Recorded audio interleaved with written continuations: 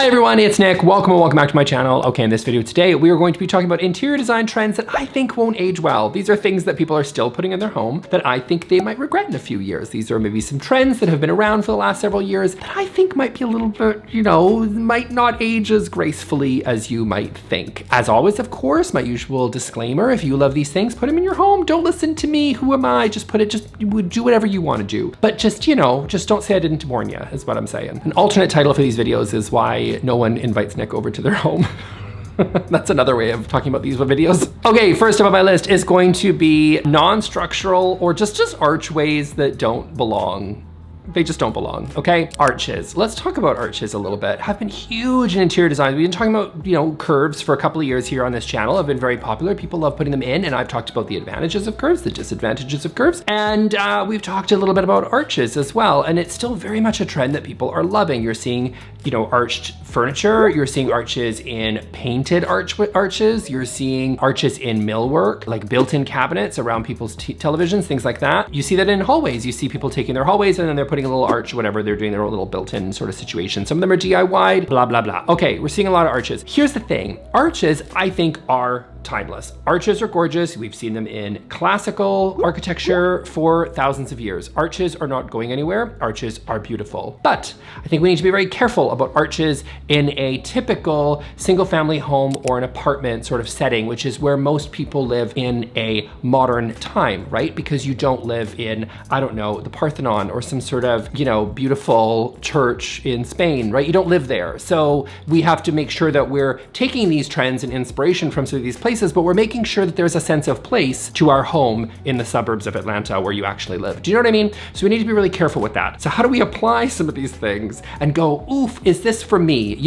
I might love it, but it might not be for my home. And arches squarely fit in that category, I think, for me. Sometimes arches are beautiful and they're super fun, but I think sometimes what people are doing is they're bringing them into places that don't have any architectural purpose, first of all, and they don't really belong in that space. You know what I mean? I think you do have to have your interior and your architecture sort of work together. And in your typical sort of suburban single family home, arches oftentimes don't really belong there. So some examples would be if your ceiling heights, I think, are not super high, you don't have grand ceiling heights, that can be a problem because they can make the arch look really stubby because it doesn't fit with the ceiling height that you have. So maybe if you've got sort of a new build or you've got a space that has really big, beautiful, sort of tall ceilings, maybe an archway might make sense. But oftentimes when we have really sort of stubby ceiling heights, that can be really challenging to put an arch in there. It's not going to work, okay? It's just, as much as you love it, I'm sorry, this is just a trend that you might have to say, this is for somebody else. This is for somebody else, not for me.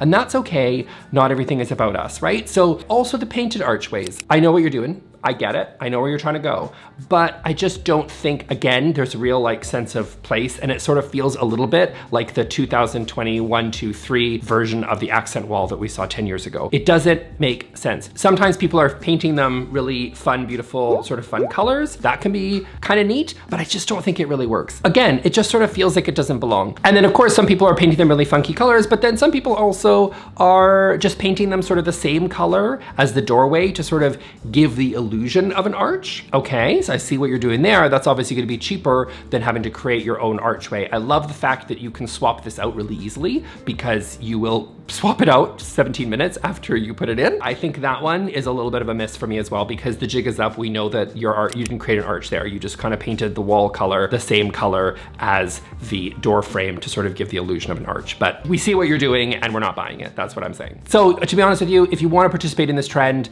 I totally get it. Arches are fun and they're really cool. And you look at these majestic, gorgeous spaces and you're like, oh, I want that. I would recommend that there can be some more kind of low maintenance and swappable ways that you can have fun with this trend. Furniture being a really good example, right? I think Crate & Barrel has a really popular I think it's their Leanne Ford collection, and they have some really beautiful cabinets that can make sense that are in an arch, right? Those can be really cool. There's some neat furniture pieces that are out there that are, a little bit more curved or a little bit more in the arch sort of style that can make sense because they're appealing piece that is scaled for a normal home, as opposed to some of these big grand archways that are just not made for the homes that we actually live in. So if you want to have fun with this trend, I recommend, can I predict that the arched furniture trend is going to be here in 5 years? No, I cannot. I do think arches are going to be cool in 300 years because they were cool 300 years ago, but I don't think they necessarily work for most homes. So I would say if you want to have fun with this trend, there's some low maintenance, more low commitment ways of having fun with this one than heading on over to Home Depot, grabbing yourself some MDF and start nail gunning some archway pieces to your hallways. That's what I'm saying. Okay, next up on my list is going to be ombre tile. So ombre tile. So ombre was everywhere in like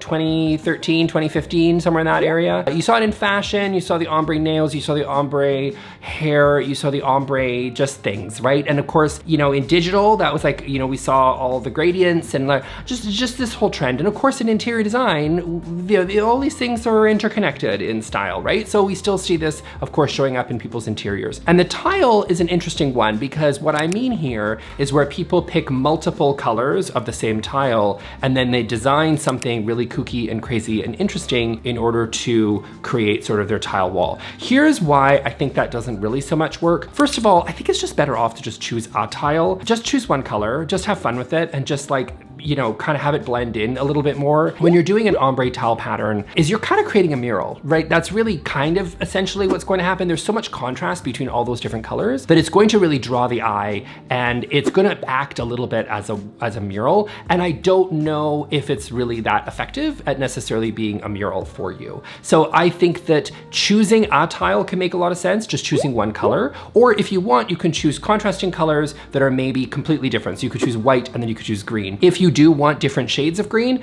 try picking two. Maybe pick a dark green and then pick a slightly lighter green in, say, the same collection and stack them on top of each other. But I think having them a little bit more neat and orderly, in my opinion, is going to be a lot more of a timeless look that is going to look great years down the road. And as I always say on this channel, you should be really careful of those fixed elements, because fixed elements, you're probably not going to be subbing out those out very often, right? Like, they're really difficult to change. Tile is very difficult to change. So this, if you're going to go for something safe, then I think choosing one or two, arranging them in sort of a little bit more of a neat structured pattern, as opposed to getting creative and laying these tiles a little bit more haphazardly or in sort of an ombre sort of pattern. It just draws so much attention into that area that I don't think it really works for you long term, in my opinion. I mean, if you love it and you're just like, you see some of these designs, you're like, yes, that's amazing, I want this, then go for it. But I don't think this is a trend that's going to age well. I'm not saying it's necessarily ugly, but I am saying, because that is just an opinion, but I would say that this is a trend that is probably gonna look pretty dated. It already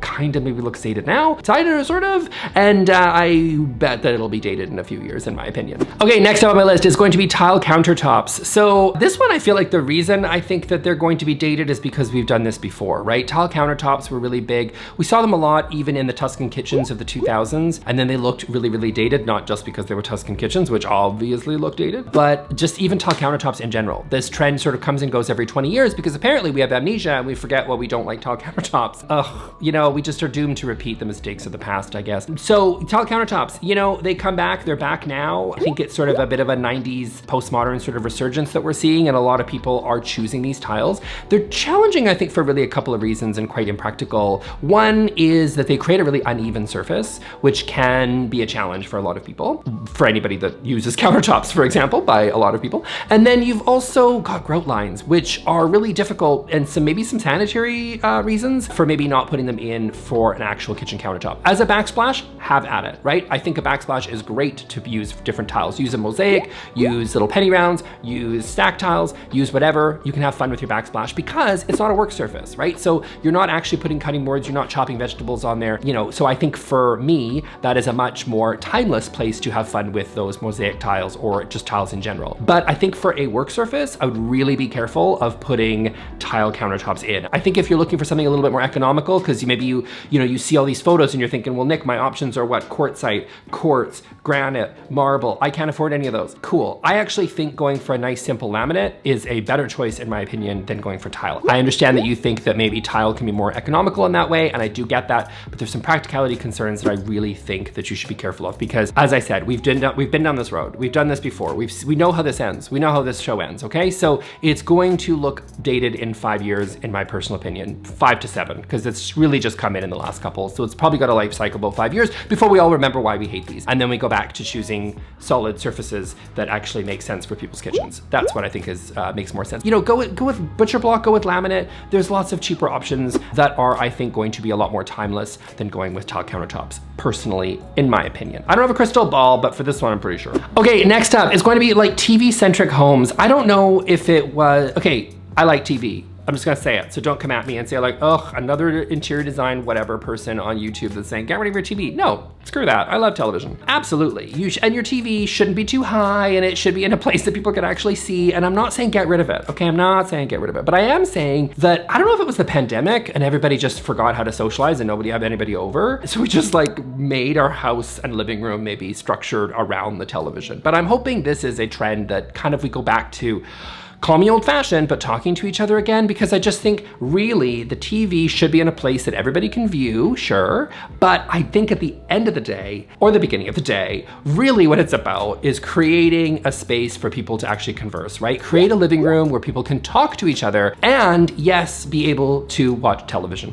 We all have like that sofa that you're able to actually see the television for, you know, the core people that are gonna live in that space, right? So depending on how many people there, make sure you have enough seats for people can actually see the television, because yeah, we all watch television, okay? Unless you're that person who's like, no, but I watch PBS and listen to NPR, good for you. But the rest of us, we like TV, okay? And so, you know, make sure that everybody can see the television, but don't forget that the primary function of these spaces should be to talk and have conversation. So make sure that you're angling and doing your space planning such that everybody can talk to each other comfortably, have spaces to put drinks, have spaces to put their feet up, whatever, so that everybody's comfortable and everybody's able to converse with each other, because that's the primary function, hopefully. And then, yes, the television sort of fits into that. So whether you're going for sort of a symmetrical look with the TV above the fireplace, an asymmetrical look where you got the TV next to the fireplace, or you don't have a fireplace at all, or over top of a media console, whatever the case may be, you've got lots of options, but just make sure that the TV isn't the primary focus necessarily of the room, and that people actually have a way to look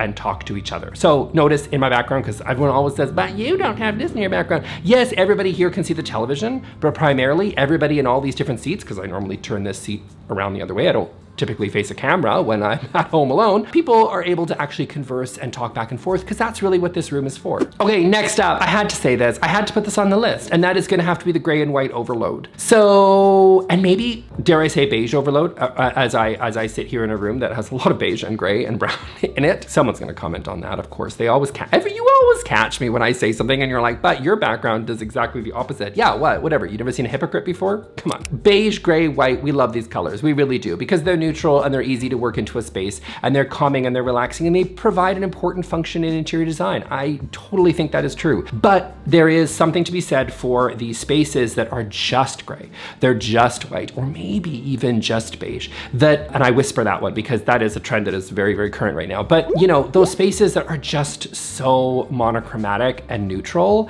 I don't know if in 5 years they're always going to be super, like, I just think they might look a little bit dated. I think that's possible. I mean, look, neutrals, as a general rule, I really do feel neutrals do age gracefully, while some really bright saturated colors that are super popular in the moment might not. Like for example, if you painted your whole house raspberry blush, which was Benjamin Moore's color of the year last year, maybe you regret that decision a year later. I don't know. Good for you if you did it and you still love it. But you know, that to me, a bit tricky to pull off long term. So I do think neutrals age gracefully, but I think some of these rooms that are just so heavy and are just one color, you know, those ones I think are going to look a little bit dated in 5 years, because they just are gonna really feel like they just lack a lot of personality. Now, if you love neutrals, like I do, because I do really love neutrals, you know, adding some texture can really help, adding some color can help, even if it is quite desaturated, can work really well. Add a little bit of life into the space, because some of these gray spaces were just absolutely depressing. I did a video that you all loved, which was like gray homes and how the gray trend is over and how it's all about beige.